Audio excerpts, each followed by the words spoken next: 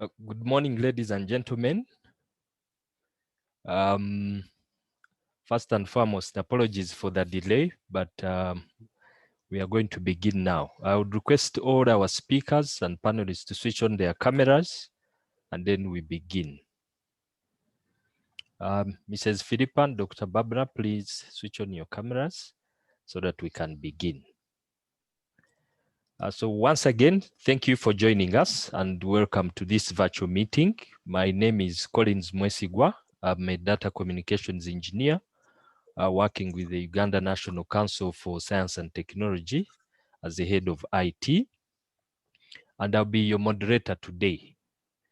So this meeting is one of the many organized events to celebrate the World Science Day for Peace and Development. And our theme for today is unlocking the potential of women and girls in science for national development. So before we begin to set us rolling, I would like to invite Dr. Martin Ongor. Dr. Martin Ongor is the Deputy Executive Secretary of UNCST.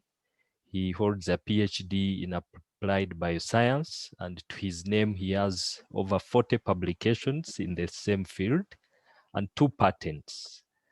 You may Google more about him, but make sure you have enough data bundles because you will get quite a lot. So Dr. Martin Ongor, you're most welcome to give us your opening remarks. Thank you, Collins. The keynote speakers, distinguished participants, ladies and gentlemen, I would like to start by saying good morning and to welcome you to this webinar. I'm very pleased to be with you today to give welcome remarks at this important webinar as we commemorate the World Science Day for Peace and Development 2020 under the theme Unlocking the Potential of Women and Girls in Science for National Development. I take this opportunity to recognize the organizers of this webinar for their efforts in putting together this important event. The World Science Day for Peace and Development was initiated by the United Nations Educational, Scientific, and Cultural Organization, UNESCO, in 2001 through Resolution UNESCO 31C/Resolution 20. The day, which is celebrated every 10th November, underlines the significant role of science in society and the need to engage with the wider public in debates on emerging scientific issues. It also highlights the relevance of science in daily living by linking science more closely with society. World Science Day for Peace and Development aims to ensure that citizens are kept abreast of the developments in science. It also underlines the role scientists play in broadening an understanding of the remarkable, fragile planet we call home, and in making our societies more sustainable. In order to have considerable impact as we celebrate the World Science Day for Peace and Development, the Uganda National Council for Science and Technology found it important to organize a scientific webinar and invite female scientists in various academic and professional disciplines to give insights on how society can leverage on women and science for national development. The UNCST has focused its discussions on areas of agriculture and research on new and emerging technologies because of the role women play in agricultural sector in terms of both job creation and food production, as well as amidst the new and emerging issues such as the novel coronavirus epidemic 2019. The third National Development Plan, that is the NDP3, highlights agriculture and research and development as some of the key priority areas that require particular attention. Besides, the Sustainable Development Goals underline the important role of scientific research in monitoring relevant trends in areas such as food security, health, water, sanitation, energy, the management of ocean and terrestrial ecosystems, and climate change. Women are anticipated to play a critical role in implementing the SDGs by helping to identify the global problems and find a lasting solution. As we commemorate the World Science Day for Peace and Development in Uganda, the UNCST aims at achieving the following. That is, increase public awareness on the role of women in science and technology, increase participation of UNCST in international ST science and technology programs, increase engagement with stakeholders geared towards addressing challenges faced by women in studying science courses and pursuing science careers, and then increase support for enhancing female participation in S&T activities, and then increase UNCST's role in supporting women in girls and science. And of course, I just would like also the members to know that UNCST has a project on equitable knowledge systems where we are working with INAPS. I think it's like international platform for scholarly publications, and where we are trying to encourage women participation in science.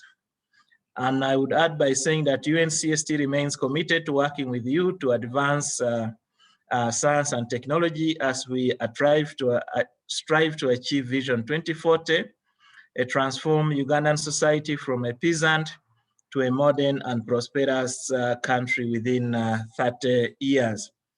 And maybe something that I would like to throw to the members is that the government of Uganda, through the Office of the President, set up a national task team on the fourth industrial revolution. And now we have a draft strategy, which I think is almost at the approval stages. So why am I bringing the fourth industrial revolution into these technologies? The reason is that when we look back probably 100 years and the like, a woman or the girl child was very dependent in the sense that probably there would have been tribal conflicts or very difficult conditions that make women participation in the society a little bit difficult. But as we progress towards the fourth industrial revolution, those technologies actually level the ground and actually give both women and men equal opportunities. And the jobs linked to the fourth industrial revolution are more of analytical in nature, and not depending on, there's a term that I don't want to use, but you'll forgive me to use it at this stage, that is manpower. So it's like the future prospects is like there will be less of manpower jobs, but more of analytical jobs. And these jobs really offer a very excellent platform for women participation in driving the economy.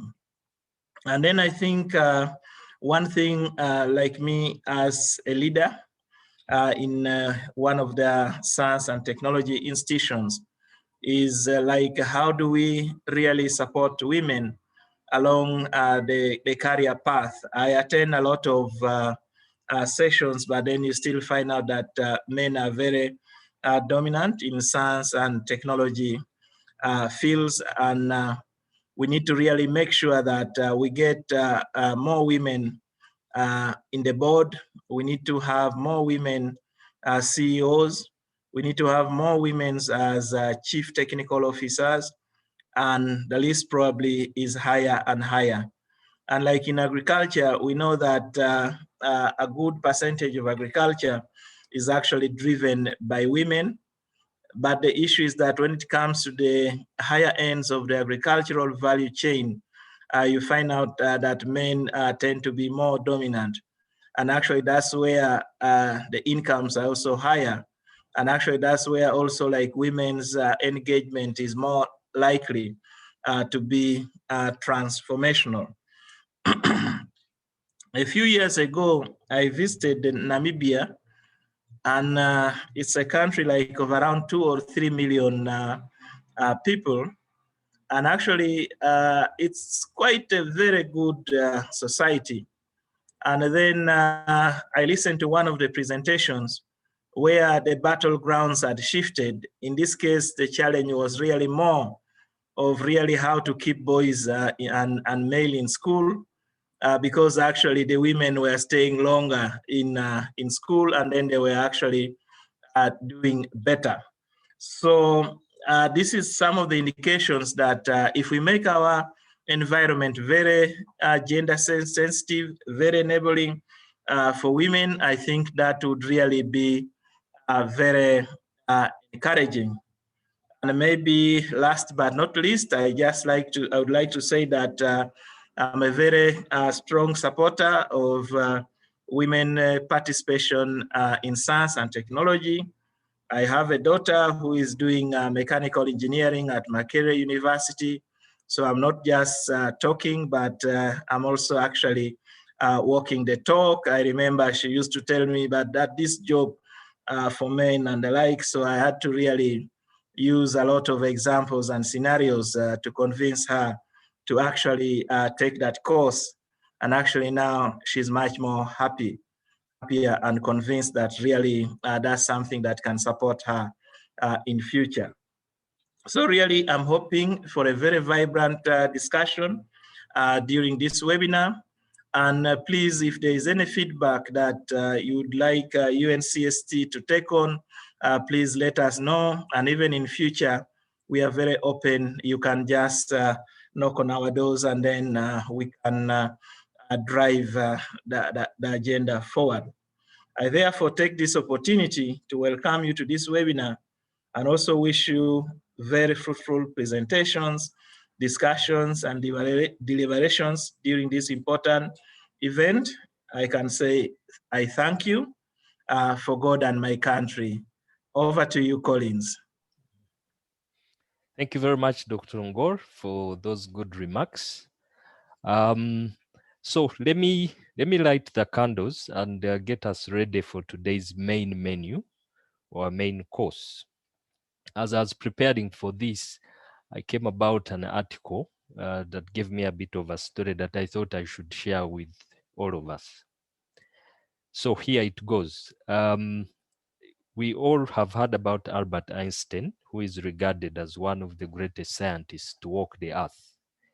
He won a Nobel Prize in physics in 1921 and is generally regarded as one of the pillars of modern physics. Now, Albert's first wife was called Mileva Malik Einstein. Mileva was a great mathematician and physicist. Her love for math and physics was actually the fuel to the fire of their romance. Mileva is widely credited for opening doors to women in physics and in science in general. So there is an article that was written in The Independent, a UK news publication, and it reads in part, I quote, "Debate regarding Malik's role in Einstein's work has persisted for decades. One side of the debate contends that she was a collaborator and even co-authored his papers. The other side simply says she was an intellectual sounding board." Another part of this article says, I quote, "When addressing a group of Croatian intellectuals, Einstein said, 'I need my wife as she solves all the mathematical problems for me.' It is true, therefore, that her training, Mileva's training in mathematics and physics, would have allowed her to research and develop ideas with Einstein." This preamble, this short story, ushers us to today's topic, which is unlocking the potential of women and girls in science for national development. So let's imagine, for example, that Mileva was officially credited for her contribution to what we know as Einstein work. How much of progress would we have made as far as inclusive participation in STI is concerned. So, ladies and gentlemen, allow me to introduce our first speaker, who is going to talk to us about women and research on new and emerging issues. Our first speaker is Mrs. Philippa Ngaju-Makobole.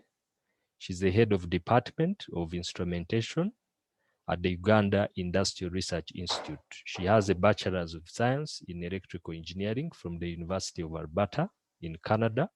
She has a professional certificate in Embedded Systems Engineering from the University of California and a Master's of Science in Interdisciplinary Engineering with a concentration in Biomedical Engineering from Purdue University, USA. Her core expertise is in the design of electronic devices that are appropriate and affordable for low resource contexts in healthcare. Under her leadership, the instrumentation division at URI has designed and developed award-winning medical devices that include a diagnostic tool for pneumonia and electronically controlled gravity feed infusion set for intravenous delivery of fluids. She was the project lead for URI with the UBORA consortium that comprises of East African and European partners that have developed an e-infrastructure for the collaborative design and development of open source medical devices. Under the UBORA project, the instrumentation division, headed by her, designed a portable infant warmer for neonates with hypothermia. She's a member of the IEEE, Engineering in Medicine and Biology Society, Canadian Medical and Biological Engineering Society, IEEE Region 8 Women in Engineering, founding member of the African Biomedical Engineering Consortium, and IEEE Women in Engineering Uganda section. Ladies and gentlemen, welcome Mrs. Philippa Ngaju-Makobole to give her presentation. You're most welcome, Makobole. Thank you very much for the kind introduction, Collins. I'm now going to share my screen with my presentation.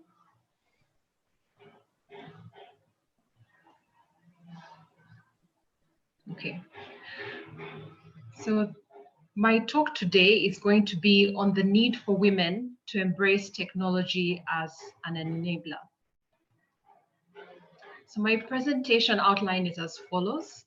I'm going to talk about the status of women representation in the tech industry, women at the forefront of scientific breakthroughs and in leadership, bioengineering in the fight against COVID-19.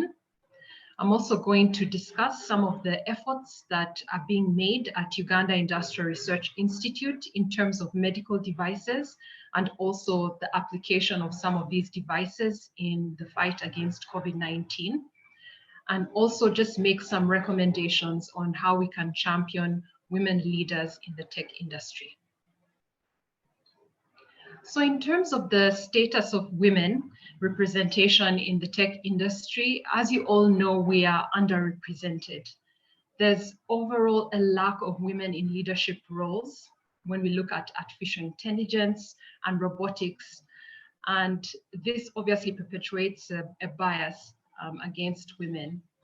Currently, there are only about 20% of roles creating bots in the major tech companies that are held by women. So this is quite a low statistic. And they've also discovered that recruitment algorithms seem to favor men in the STEM industry. Globally, the engineering workforce, the women engineering workforce is also quite low. There's only 13% of female engineers in the workforce globally. And when we come closer to home, here in Uganda, we have very few women in leadership roles in academia and the tech industry. So as I continue to make my presentation, I want us to think about this question: how can we champion women leaders in the tech industry? And I will discuss a few of my recommendations later.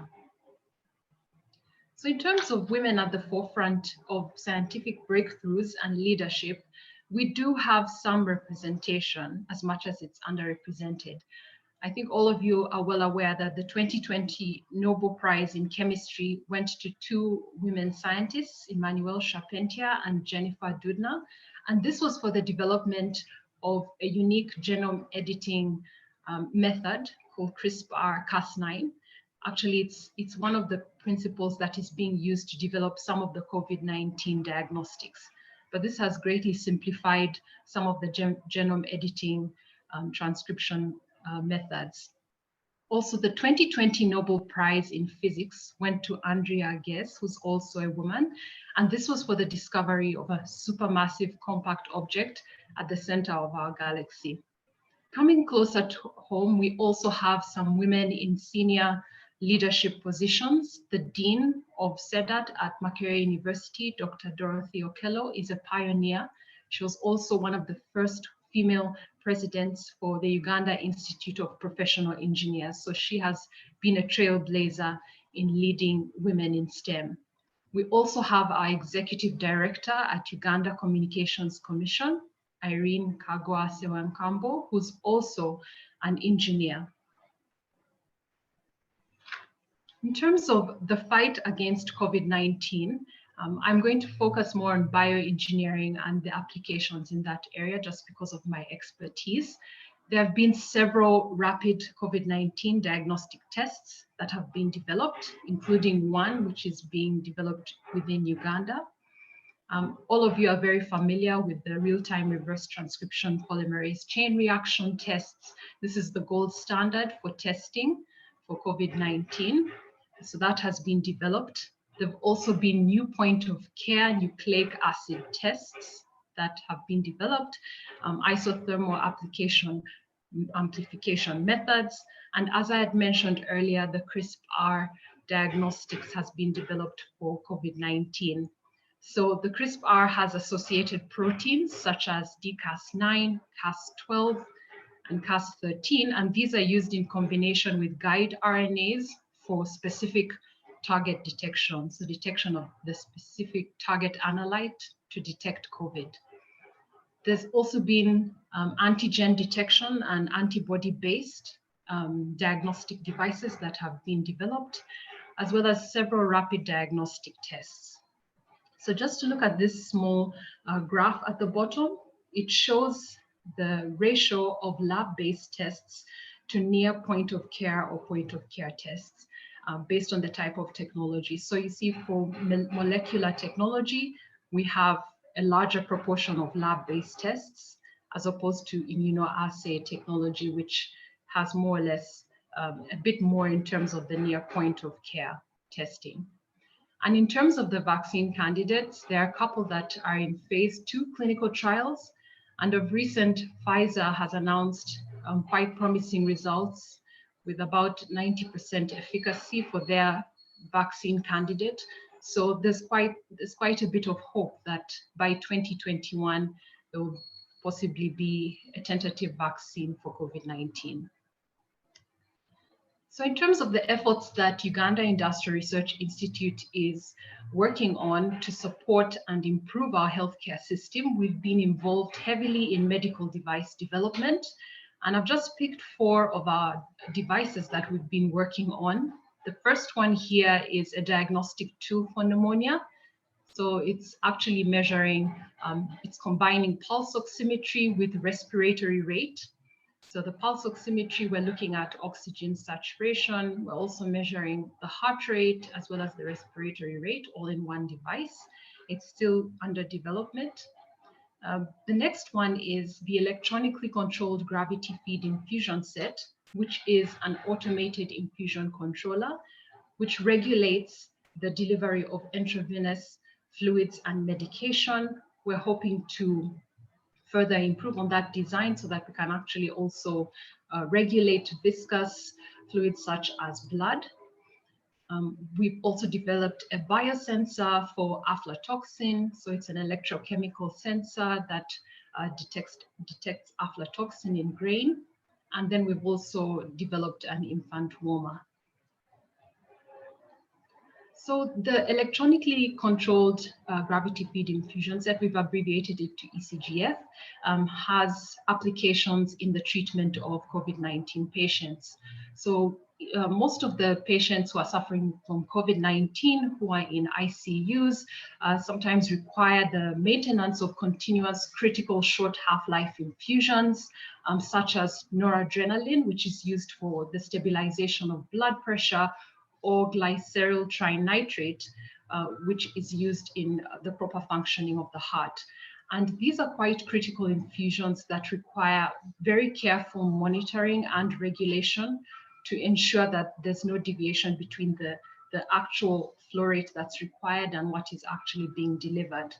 So our device can definitely be repurposed and used for this particular application. It provides dynamic flow rate control and very critical alarms that are important for relaying information to the clinicians, such as slow, rapid, free flow alarms, over and under infusion. Another unique feature, an unplugged sensor alarm. Because of the congestion in our hospitals, the possibility of alarms being unplugged, sensors being unplugged is quite high. So we've incorporated this particular feature.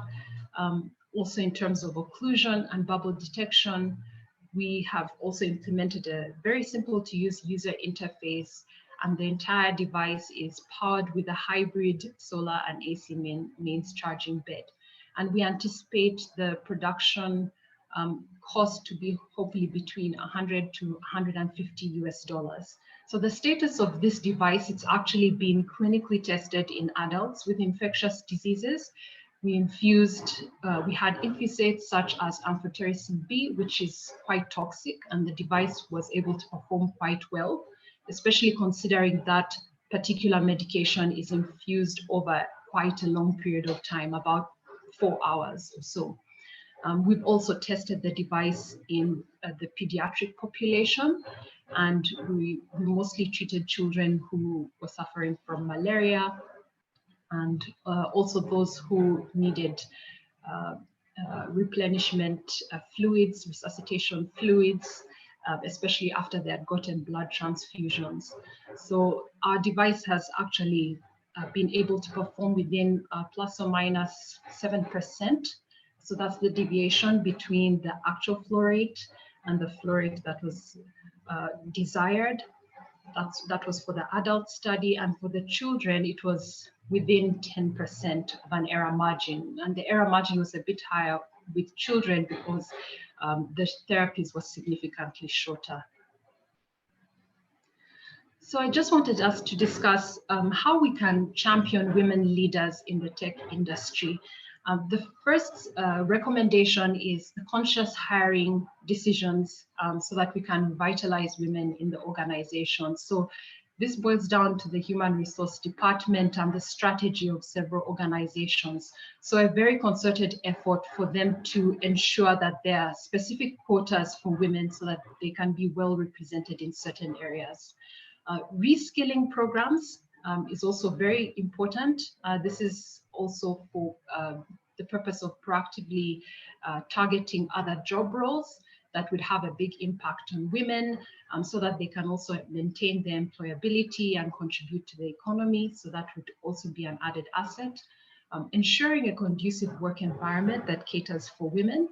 Most women seem to fall out of their careers because of family obligations, since they're the primary caregivers. But if the work environment can be conducive such that they're supportive so that they can remain in their profession, that would go a long way. And on a wider level, definitely it has to start at a young age, as Dr. Martin had already mentioned earlier.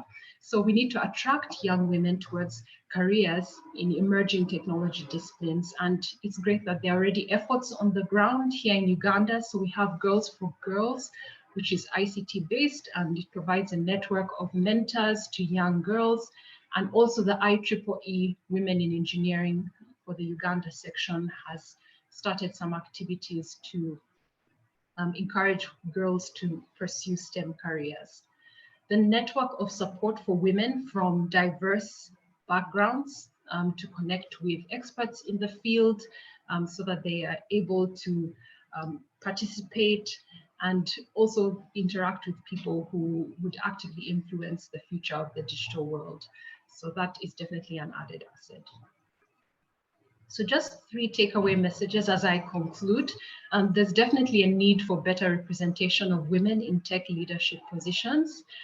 Secondly, there needs to be a concerted effort at the organizational level to actively engage and provide reskilling opportunities for women in STEM careers. And then lastly, we require network support. So both from male colleagues as well as women colleagues, but there needs some significant critical support so that there's a growth and retention of women in STEM careers. So thank you very much for your attention, and I'm very happy to answer any questions. Okay, thank you very much for your presentation, Philippa. If anybody has a question, you could raise up your hand, or you could type your question in the chat or Q&A module that is below your screen there. And then we'll be able to have your question answered by the presenter. We have a hand up from Edward Tujuniri. Edward, please go on, unmute and ask your question. Good morning, members. I'm Edward Tujuniri, and I'm happy to participate in this important webinar. I was happy that Dr. Ngaju made reference to some of our trailblazer female brands. And mine is not a question, but I wanted to highlight some 1 or 2 more for members to take note and also enrich our discussions. And on that note, I would like to pay tribute to some of our first female brands, one of them being Professor Josephine Namboze, the first female doctor in East and Central Africa. And she was one of the pioneer female Ugandan students at Makerele's Medical School. We also have Professor Sarah Ntiro, Uganda's first graduate. She was the first female graduate in East Africa. And also we had Professor Proscovia Njuchi, the first female engineer in East and Central Africa. And we have many more who have motivated, who have been there in the field. And I think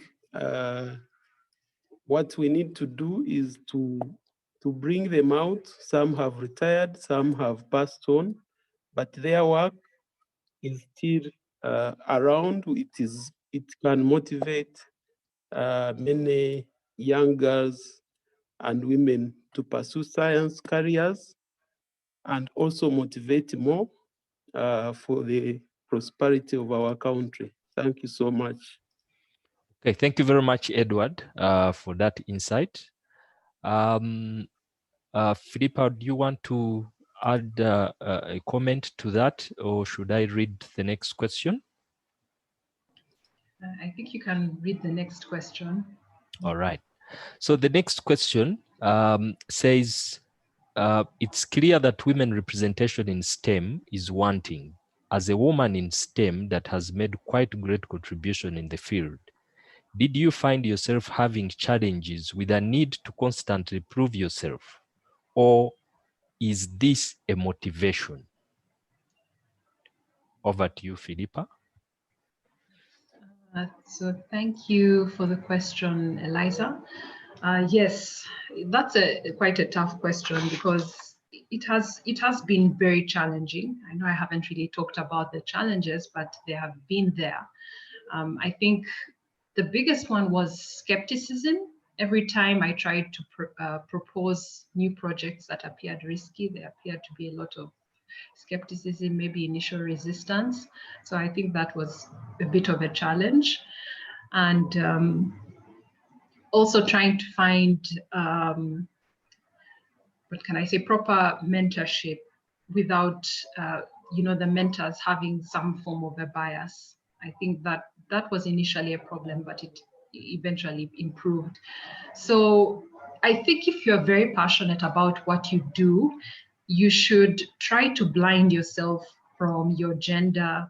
And for example, in places, where you are a minority, and focus on your goals and what you want to achieve. And I think that really worked well for me, because sometimes I don't think about, okay, I'm the only woman in the room, or I'm the only Black woman in the room. You try to stay focused and achieve your goal and give your best for everything that you do. So I think that's my mantra, and that's how I've been able to achieve a few of the things that I've done.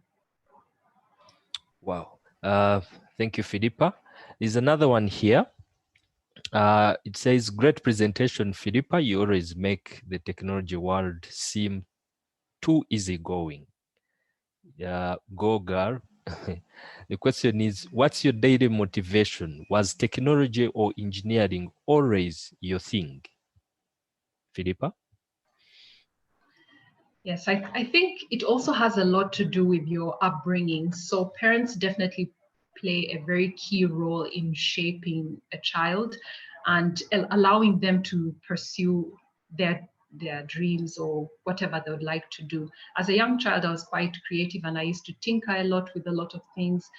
And I wasn't stopped or, restricted to do, to pursue any particular career. I was always encouraged.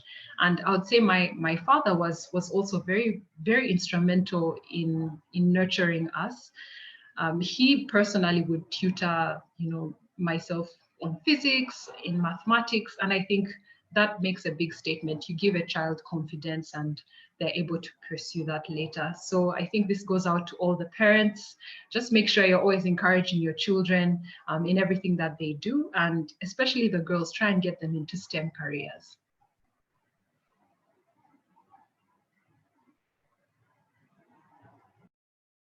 Oh, thank you very much, Philippa. That was a nice one. More questions are coming through. I would like to pick one here, which I found interesting. From Sherina Chibirango. She says, Philippa, as a woman and probably a mother, how is your support system at home? And how is it an enabler in the progress of your work? Philippa? I think that's a very important question, because as I had mentioned, a lot of women end up leaving their careers because of family obligations. But I think also there's a little bit of a concerted effort from the woman. I'll give you an example. When I had my first child, I was working already. I was already at URI, and it was relatively demanding. And there were moments when, it's extremely exhausting, because you're going between work and you're going between home. But when you are focused on a particular goal, you will keep at it. And I think the important thing is to try and find a balance. To be honest, there's no perfect balance, but just find a way of working, prioritizing things. So there are certain things, obviously, that cannot take the place of family, but just managing your time very well. So maybe you cover certain assignments so that you're able to attend to certain family obligations. And as I'd also mentioned, at an institutional organizational level, there needs to be a lot more support, especially for mothers, for example, who are nursing and have to be at work and, have to also take care of their baby. So I think that was my experience. My workplace was actually quite accommodating, and we were given an extra hour at lunchtime to at least go home when we had just, become mothers. So I think I appreciated that particular, opportunity, to take care of my family. Right. Thank you very much, Philippa. Let's have 2-3 more, and then we can go to the next presenter. There's one here from Victoria. Thank you for the presentation, Philippa. I'm especially impressed by the pneumonia diagnostic tool and the other gadgets. I'm wondering whether they are patented. Are they patented, Philippa? So for the pneumonia prototype, I would say right now it's more or less open source technology, but for the electronically controlled gravity feed infusion set, we filed a patent for it, and we're currently in the national phase of filing for the ECGF. So we have a PCT patent that we're trying to work with for the ECGF device. Okay, thank you very much. To make sure that I'm not insensitive to the male gender, I'll take one from a man. And he goes, thank you for being a part of this. At the time I joined Makerere University, Robert says, to study software engineering, we had close to 90 girls in my class. In the second year of the 4-year program, we only had 30 of them left in the class. A bigger question is, how are we going to make sure that girls join these science courses and actually persist to the end? How did Philippa not give up? What made you hang in there? I'm sure you've touched part of this question, but please give it some spice, Philippa. I would say I had very, very good mentors that I could always go to, for guidance and for encouragement. And I think that played a very key role in me staying in the career and progressing further. So definitely find a good mentor. You can have a female mentor, but you can also have a male mentor, because after all, the field is mostly male dominated. So most of the experts are going to be male. But these should be people that have your best interests at heart and want to ensure that you progress as far as you possibly can. Okay, a quick one from Victoria. She says charity begins at home. I'm wondering whether URI provides an enabling environment, a nursery or space for nursing mothers. Do you want to tackle this, Philippa? Yes, I can answer that. Well, there's no nursery here or a space for nursing mothers. So yes, it's definitely a need. I think they can improve a bit more. Also in terms of the representation of women in leadership roles. I think this goes across the board. Sometimes I think people subconsciously don't realize that the women in the senior roles are few. And it's quite surprising, but this is unfortunately the norm. So I think it has to change on a much higher level. Okay, so the last one, I will take this as the last one. What is the most rewarding thing that makes it worth for you to be a woman in STEM? I think for me, the most rewarding thing is actually looking at the impact that my work has. Because when we did the clinical trials, when you're actually on the ground, you're in the hospitals, you're enrolling refugees, sometimes even prisoners who are going to go on your device and have a safe infusion therapy that they would otherwise not have access to. I think that is definitely my driver, the overall impact, not so much the actual technology and everything, but how are we contributing to society and how are we improving lives? Right. Thank you very much, Philippa, first for the wonderful presentation and also for quite beautiful insights into the questions that arose from our participants. Thank you very much, our dear participants, for asking these wonderful questions. Stay with us. We still have more to come. Philippa, I hope you could stay with us up to the end. There will be more questions and more discussion to come. So once again, thank you very much for the presentation. We all enjoyed it. Okay, so we have our second speaker, and this is Dr. Barbara Mugwanya Zawede. I hope I said that right, Dr. Barbara. She's a director of research at Mukono Zonal Agricultural Research and Development Institute, Mozadi. She's also the chairperson of the National Agricultural Research Organization, IBC, which is the Institutional Biosafety Committee. She holds a PhD in plant breeding, genetics, and biotechnology with a doctoral specialization in environmental science and policy at Michigan State University. Her PhD dissertation was entitled Environmental Risk Assessment and Risk Communication for Introduction of Genetically Engineered Sweet Potato in Uganda. Her core expertise is in developing appropriate policies, capacity building for biosafety, compliance, and science communication to promote adoption of relevant and efficient tools for agricultural advancement in Uganda and Africa in general. So ladies and gentlemen, let's welcome Dr. Barbara to give us her presentation. Dr. Barbara, you're most welcome. Thank you very much, Colin. I want to thank all of you for this opportunity. I don't take it for granted because I know there are very many other people that could have been considered for this.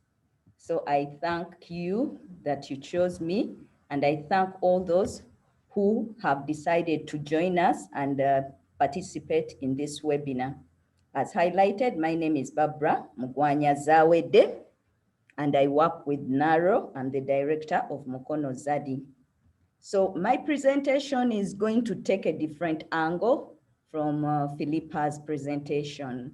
My presentation is going to focus more on acknowledging the people that have contributed to where I am and how I came to join science in agriculture.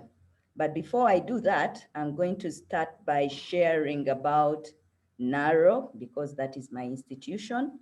Then I'll give you my story. I'll acknowledge some of the other Ugandan women in agriculture who have inspired me. Then I'll talk about strategies to support COVID-19 issues. And then I'll talk about future plans for NARO to support the situation of COVID-19. So about NARO, NARO is the National Agriculture Research Organization, and it is the organization that has the mandate to ensure that we are doing agricultural research to support agricultural transformation. So NARO has a mission to innovate for sustainable agricultural transformation. And what we are doing now is to focus on contributing to food systems resilience and also to agro-industrialization, and for a purpose of ensuring that there is inclusive economic growth. We know that agriculture is the backbone of this country. There are very many people in Uganda that are involved in agriculture, most of whom currently are involved in agriculture at the position or at the level of farming. But we know that if we want our country to transform to the middle income level as targeted, more people need to do more than just farming. We need to ensure that we make agricultural industrialization blossom in Uganda. So people need to stop just producing the crops and the animals to adding value and to supporting and using the added value to support an agro-industrialized economy. So NARO is now focusing on generating products and services that are not only going to support food security, but are also going to support agro-industrialization. And we don't want to just generate these technologies. We have learned from experience that just generating the technologies is not enough. So we want to start supporting greatly the dissemination of these technologies. And so NARO is using its different institutes, which are shown in the map here. We have 16 institutes that are spread in different parts of the country. We want to start using these institutes, using the extension service system of the Ministry of Agriculture, using the local government systems, to disseminate the technologies, the products, the services that are going to ensure that we are food secure, but also we support an industrialized country that is based on agriculture. I'll give you a little about my institute. I am the director of Mukono Zadi, and as Mukono Zadi, our mandate is to carry out research for the Lake Victoria Crescent Agroecological Zone. So when you look at the map, our mandate is the central region, the one in red, and we are serving 22 districts of the central region, which has a populace of over 10 million people. The current estimate is between 10 to 15 million people located in these 22 districts. The districts are many, but they include Kampala, Mukono, Wakiso, Mpigi, all the way to Nakasongola, all the way to Chankwanze, Mubende, Rengo, Buvuma, Kalangala, Masaka. So we serve all the districts that are within those borderlines. And we have two stations. One is in Intawo village in Mukono district, but we have a satellite station in Kamenyamigo in Rengo district. But of late, especially following the COVID-19 pandemic, we have been given the mandate to come up with technologies that are going to serve the urban and the peri-urban agriculture. And when we talk of agriculture, we are not only talking about the farming, but also the processing. How do we support the people within the urban and peri-urban or semi-urban areas to do agriculture that will make them food secure, but also generate income for them? So that is about NARO, that is about Muzadi. I want to share my journey to sciences. I decided to take this route because I wanted to inspire. I'm hoping that there are young people that are online listening so that I can inspire them to also consider joining sciences. So to me, my interest in science started as early as when I was 10 years old. And this was because I had a role model. I had my auntie, Dr. Margaret Bukenya, who was a medical doctor, and she was working with the Red Cross. And she lived in very many parts of the world. And I always wished I had that opportunity as well. So I figured that if I wanted to also have the opportunity to see the world, then the best strategy would be to do sciences. So I pursued the sciences with the plan that I wanted to become a medical doctor.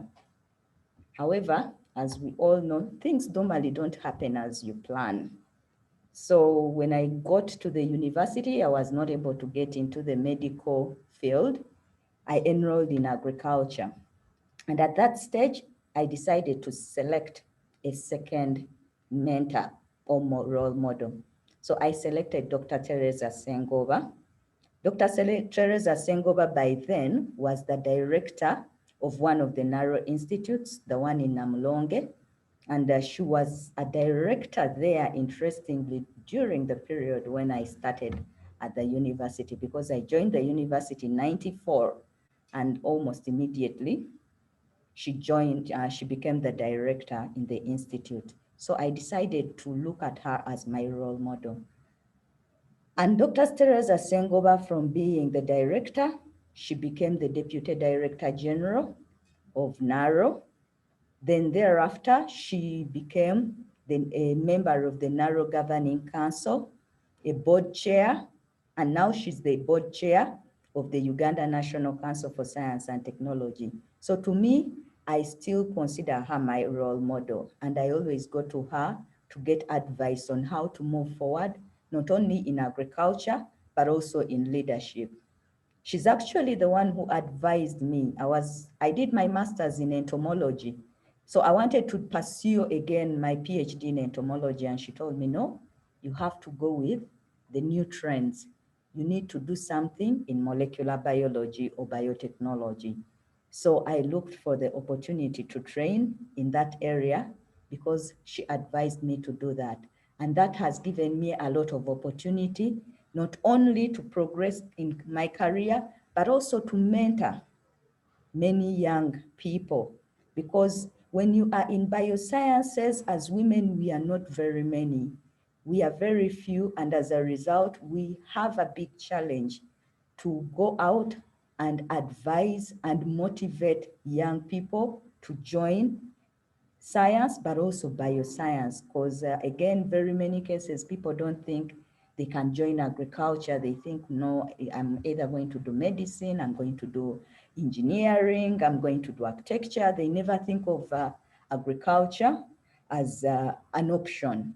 But I'm always going out there and motivating the young people, letting them know that, you know, there is more to agriculture than just going to the farm and digging, because you can actually do very innovative things like genetically modifying crops, animals, and all the things, even microorganisms that are important for agriculture, and yet you have done agriculture. So I am engaged in a lot of motivational activities in schools, all the way from primary school. When I was a coordinator of the Uganda Biosciences Information Center, we were always organizing essay competitions to promote and motivate young people, not only girls, but also boys, to think seriously about agriculture, to think seriously about innovation in terms of sciences. So we would bring them to our institute. This is the second photo. We would show them the technologies, molecular biology. Philippa talked about the CRISPR-Cas technology. We have people in our laboratories that are using this technology. So we support the young people to actually get to see these things and to know that they are actually happening in this country.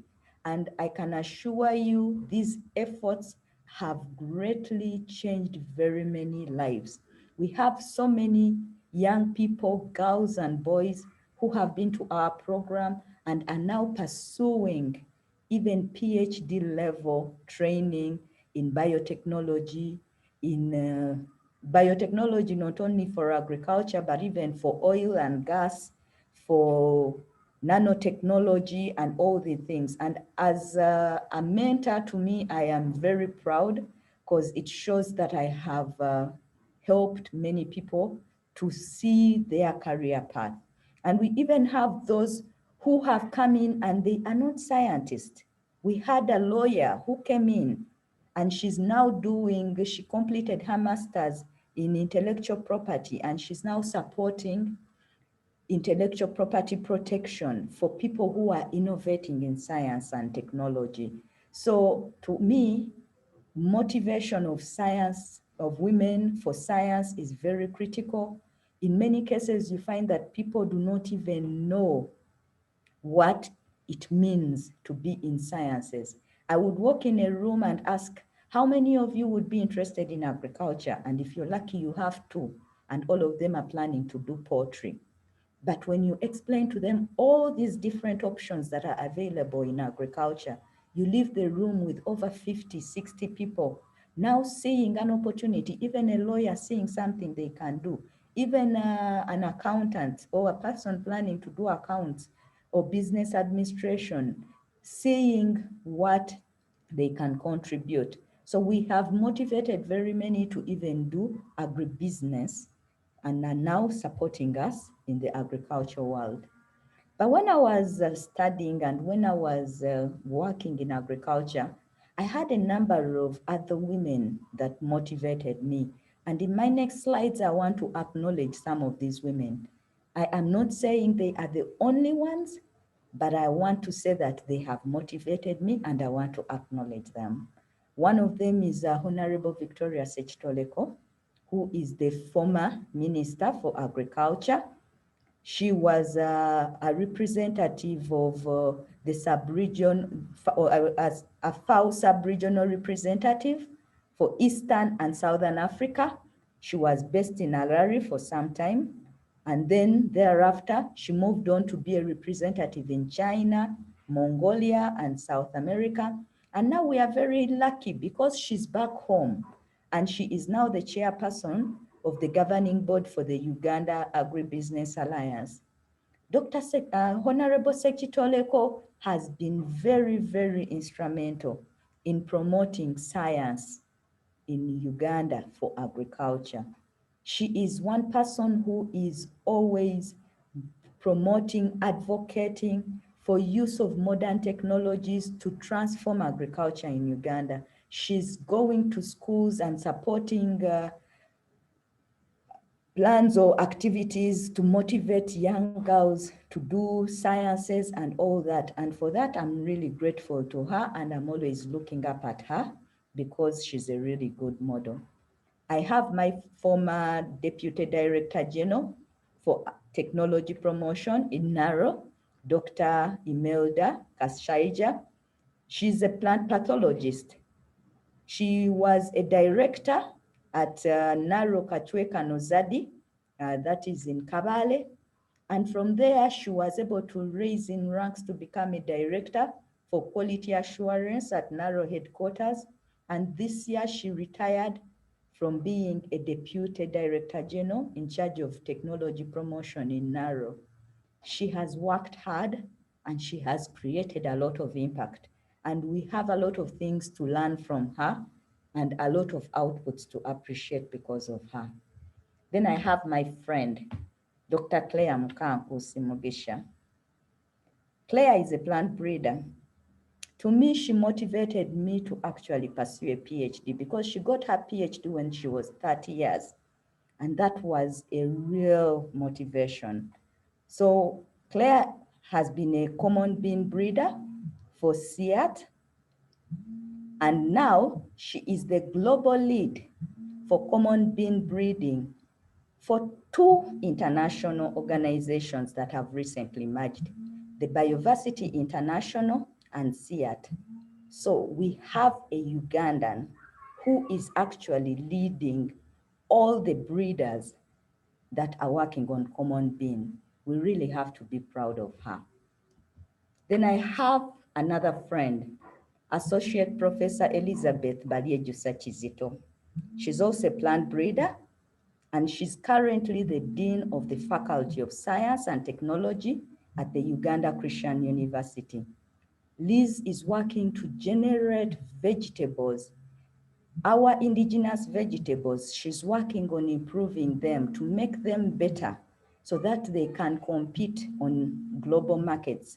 And she's also the chairperson of the Ugandan University Women in Science. I'm sure that acronym, I got it wrong, but I guess everyone can get an idea. So she is also another person we really need to be proud of. And for us, we are very proud of her. We have Dr. Jole Kabirizi. She's an animal scientist. She was the pasture agronomist at the National Livestock Research Resources Institute. And Dr. Jolie generated a lot of improved pastures that we are using now.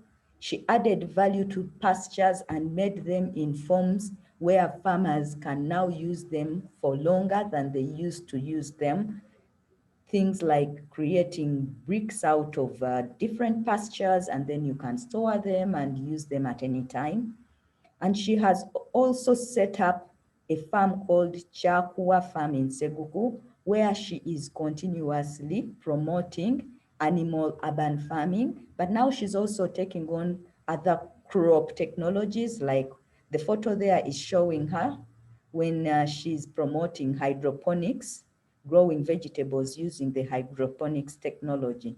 So we are very proud of Dr. Jole Kabirizi for the work she's doing in agriculture. Then I have Dr. Stella Kabidi. She is one of my colleagues at Mozadi. She is a crop and weed ecologist. She's doing a lot of work with climate change and generating ideas on how this country can become more climate resilient. But I'm very proud of her because she's working on developing a fertilizer from air. So she's working on developing nitrogen fertilizers from air. And this is a technology that is very advanced. And we as Ugandans, we are looking forward to her output because that will greatly take us to a different level at the global platform. We have Dr. Emma Naluyima, who is a veterinary doctor, but she has now greatly succeeded because of her agripreneurship initiatives. She has received world prizes for her involvement in urban farming and also in advocating for urban farming. And one of the things I really like about her is they have a primary school that has greatly integrated agriculture in their curriculum, where students go through the whole training relating it to agriculture. And I believe that this is the model our country should be taking since we want to emphasize agro-industrialization. We have Dr. Diana Nambatiansubuga, who is interestingly a public health specialist, but she has taken up agripreneurship very seriously. She is now training people on how to do urban farming. She has a number of product lines that she has generated from agricultural products. And she has a Kwagala farm in Chisasi here, which is training and promoting urban farming. And we are very proud of her and very happy that we are partnering with her. I want to end by acknowledging someone who is Mrs. Deborah Kasule, who is a science advocacy person here at the Uganda National Council for Science and Technology.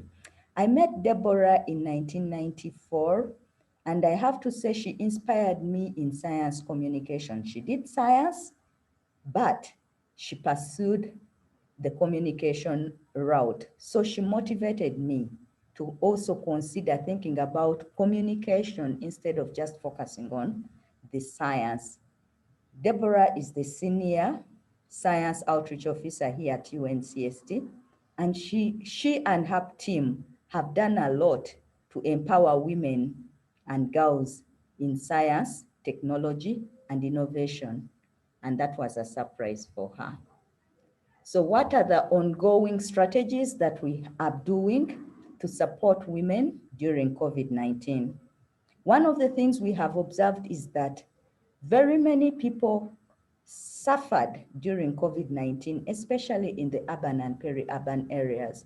So we are now promoting urban and peri-urban farming strongly, more than we did before, because we have realized that we cannot always rely on getting the food from the rural areas. We also need people to have something available for them close by. We are also promoting more and more the modern biotechnologies to support our people to access higher yielding, but also nutrient enhanced agricultural products so that we have good quality food, but also enough to feed ourselves and also to sell and generate income. We are promoting value addition so that we support especially the women who are strongly involved in agriculture to get better pricing for their outputs instead of having to sell things at a very low price because of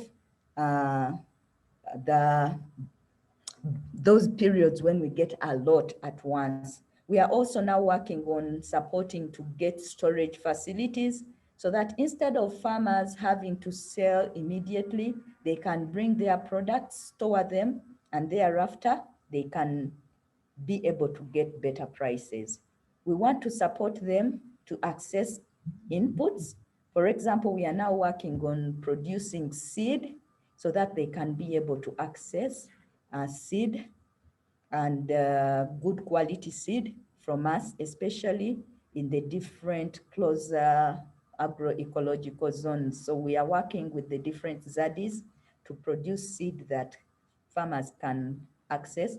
And also NARO has the NARO Holdings Limited, which is a business arm that is also working on contributing to seed production.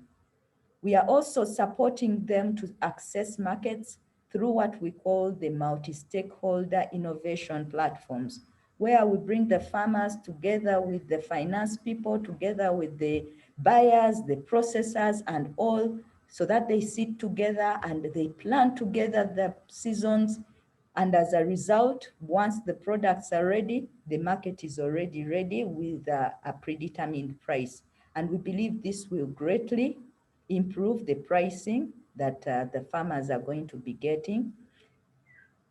And as NARO, there are also future plans to increase resilience to the effects of COVID-19 pandemic. One of the things we observed is that women have, in many cases, more limited mobility than men.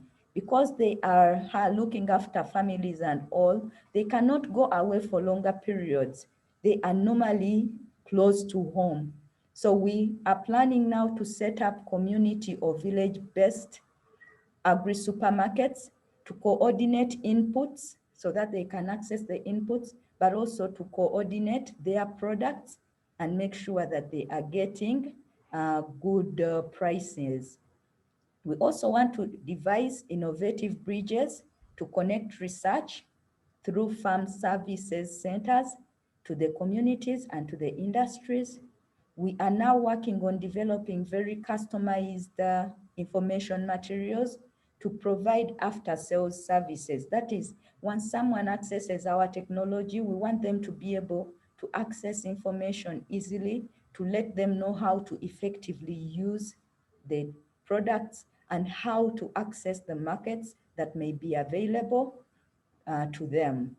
We are also now working strongly to have a functional seed system in Uganda, especially for the priority commodities that have been identified in the recent National Development Plan, NDP3. I want to end by acknowledging my family because, as it has been highlighted before, without their support, it would be impossible for me to be where I am. Thank you. Wow, thank you very much, Barbara, Dr. Barbara, for that wonderful presentation. Thank you, audience, for your attention. Thank you for your comments. Please keep the comments and questions coming through so that we can engage these two brilliant minds that we have amidst us today. So, Barbara, people are appreciating you. Somebody says, I'm proud of you and great work in science. But to start off the question part, there is one here that says, Dr. Barbara, am I the biotechnologist that went to IP that you talked about? Eliza says, my question is, you are a very passionate and effective communicator of science. When you could not pursue medicine as a career, how did your passion shift? Were there struggles in adjusting to agriculture from the original dream of medicine? Barbara? Thank you very much, Eliza.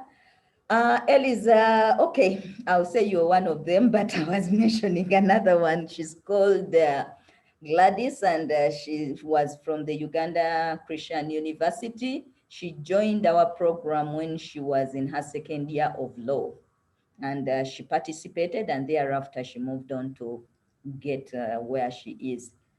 Regarding the changes, yes, I can assure you, I almost cried my whole first year in agriculture.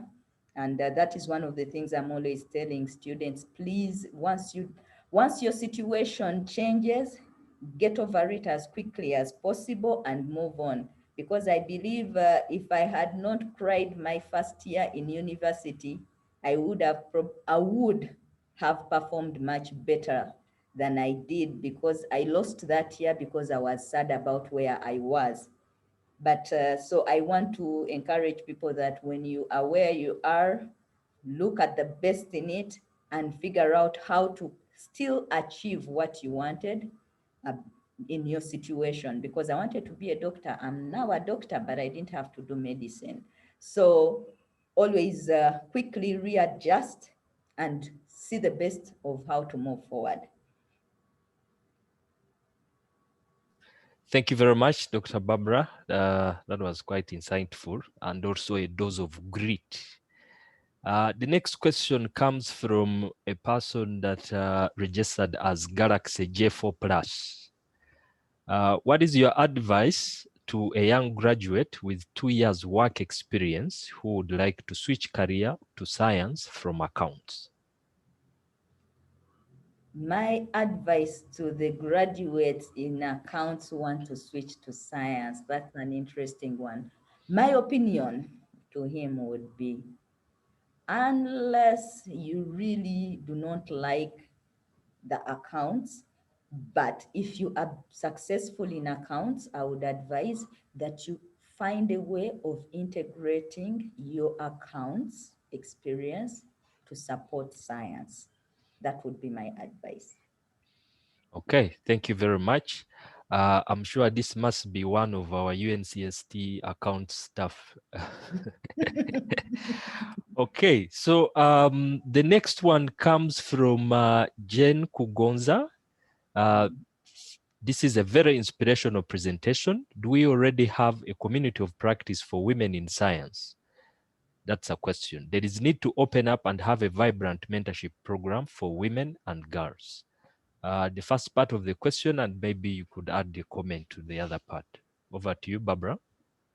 All right, thank you very much. To my knowledge, we do not yet have a community of practice for women in science. If there is one, I would be very happy to know. I know sometime back we had an association for professional women in agriculture, but I think people got very busy, and for some time now, I have not heard about it, but I strongly support the idea that we should actually resurrect and have communities of practice for women in science, but focusing on different disciplines so that they can motivate different scientists to join different sectors. Okay, thank you very much, Dr. Barbara. There is one here that says, well done, Dr. BMZ. A great inspiring story of your journey in science. Still turns out that mentors, role models in life play a very critical role in the process of unlocking our potential. I am inspired. This is a comment, I guess. Another comment from Victoria that say, thank you very much, Dr. Zawede, for sharing your story. It is so inspiring.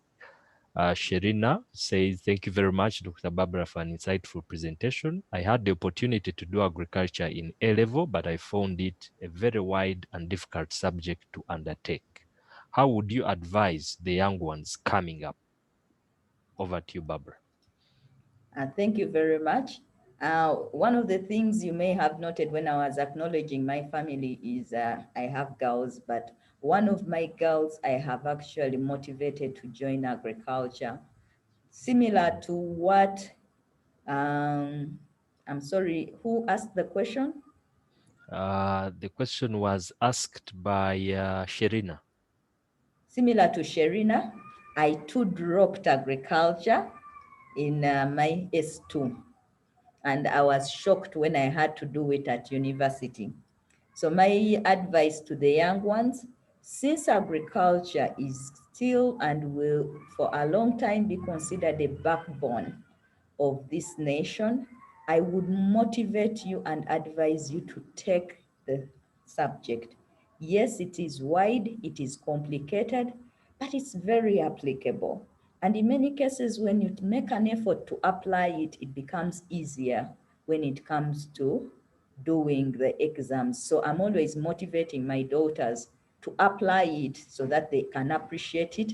And then it helps them to do both agriculture and also biology, because also agriculture greatly influences the biology subject. Okay, thank you very much, Doctor. Let me also ask this one. It was asked to the previous presenter, but maybe you could also give it a shot. As a woman in STEM that has made quite great contributions in the field, did you find yourself having challenges with a need to constantly prove yourself? Was it a challenge or a motivation? Thank you very much for the question. I think I'm going to respond similar to Philippa. I personally have not really paid attention to that. So I have never thought of the fact that I'm a woman to be the reason something is not going right. I always think about what could I have done better? What did I miss? And then I try to address that. So I've never thought of the fact that I'm a woman being an impediment. And I also have to acknowledge that I have always had men around me who have shown me that the fact that you're a woman, you cannot not do anything. My father always showed me that. All the supervisors, the male supervisors I've had, have always shown me that they are not segregating against me because I'm a woman. So to me, I don't think I've been lucky, maybe. It hasn't been a problem. Yeah. Wow. Thank you very much. What has been the most rewarding thing that makes it worth for you to be a woman in STEM? What are you most proud of? The one thing I'm most proud of are the people I have mentored. It is such a good feeling when you see people's lives change because of what you have done. And I am so, so proud of all the young women that I have touched. Yeah, fantastic. Thank you very much for your presentation once again, Dr. Barbara. Philippa, if you could switch on your camera, I have one question for both of you, and so that we can now have a general discussion. Once again, thank you very much, Dr. Barbara. That was a beautiful presentation. Thank you, Philippa, for your earlier presentation. So one question that I have for both of you, I'll start with Philippa as Barbara catches her breath. What do we need to do more? What one key, if you're given an opportunity to choose one key important intervention, what would you say this intervention would be? Of course, there are quite many. It's a cocktail. There has to be a bit of many. But what is that one key intervention that we could all focus on that could probably deliver us some quick wins, in your opinion? Philippa, I'll start with you. I think advocating for more women to fill up leadership positions in organizations. So whichever institution you are at, you know, when you have your meetings, or if it's the human resource that's in charge of that, I think everybody needs to be proactive in that respect, because women are still underrepresented in several institutions, and that's a very big challenge. I think also the second one is to, if you're in position to provide mentorship in a particular area, I think go the extra mile and, you know, guide your women, your female colleague, you know, who may need, you know, some form of assistance or mentorship. So proactively actually reaching out, as opposed to just, you know, waiting for someone to try to, you know, reach out to you instead. So I think those would be my two immediate kind of recommendations. Okay. Dr. Barbara? Thank you very much. To me, the one thing I think we need to enhance is not that we need to start it, but we need to enhance, is we need to actually intentionally set up the communities of practice that Jane Kugonza talked about, bringing together the women that have been successful in science, in the different sectors. They come together, they go out, they talk to the young people. You will be amazed. They are young people who don't know that they are women who have made a lot of progress. They are people out there who have a mentality that if you're successful and you're a woman, it's probably because you're a daughter of the president or a minister or something. And yet it really helps when you put in the hard work. And that is what they need to be able to be told and to be guided. You can actually pick up someone and walk the path with them and take them to where they want to be. And if 100 women came together from the engineering department, and I know there are very many, they can still bring us 100 more. And the same applies to us who are in agriculture, the ones in medicine and all that. And it will make a lot of change. And as we do that, we have to think about making them even better than we have been. Okay. Yeah, thanks to both of you. I think you've done justice to this question. I'll also ask this to both of you. It is from Brenda. It was initially sent to Dr. Barbara, but I think it should be answered by both of you. I'll start with you, Philippa. We have supported women in science with, but the empowerment has not been as strong. Who should be tasked to this? Is it community, individuals, women in the field of science? Philippa, we start with you.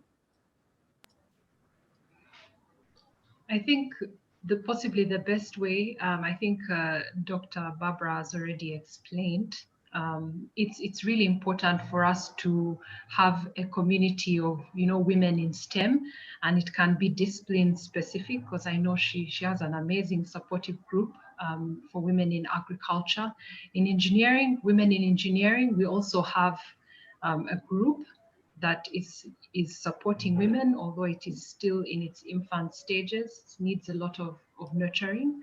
So I think that is probably the best place for, let's say, for example, young women who are trying to pursue careers in STEM, or young girls who are trying to consider, a STEM-related course, so that they can hear from the women who are experienced, who are already in the profession,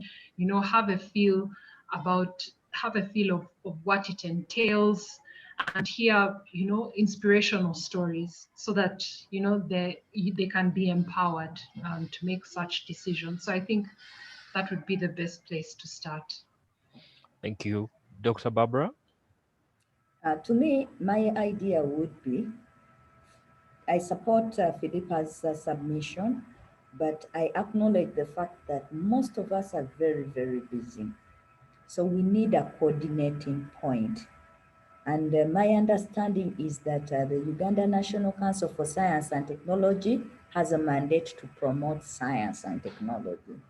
So I want to task UNCST to set up this community of practices and to follow us up and make sure that we are contributing to this need, the need of having more women in science. They need to bring us together. They need to monitor our efforts and all that. Otherwise, in many cases, when we go back home and you have all this other load to carry, you forget that small but very important contribution that you have to make.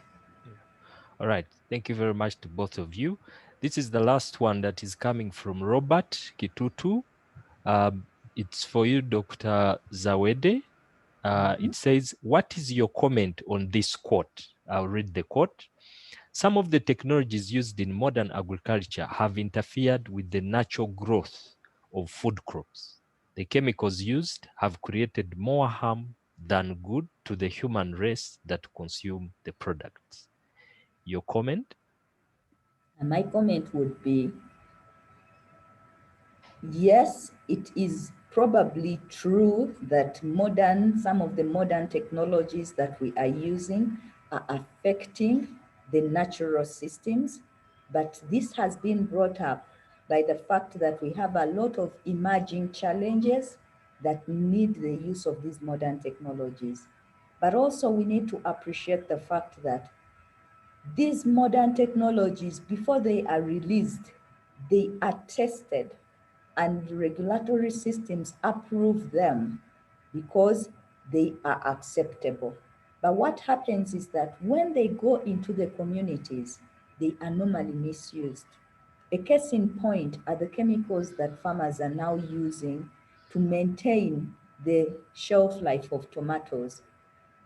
These chemicals are supposed to be used for at a certain period, to support the system, to make sure that the tomatoes do not get eaten by the pests. But now farmers are misusing them, and that is probably because they do not have the after-sales service that I talked about.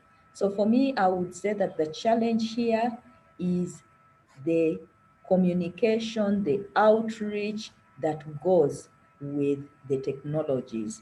So the technologies in themselves are not the problem, but the fact that people do not use them the right way. And that's because they probably don't know. This phone, the phone that we use, very many people will give you the side effects, but we use it. And if we use it correctly, we benefit from it without getting the negative effects. So that's the same approach that we need to take with the agriculture technologies. Support the farmers to use them well, and it will help us. Otherwise, we cannot go back to the traditional methods alone, yet the population is increasing. Right. Thank you very much, Barbara. I know a lot of people are still hungry for engagement, but we have to come to an end at some point. We had planned to have this up to 11 o'clock. It's coming to 11. It is 11, yeah.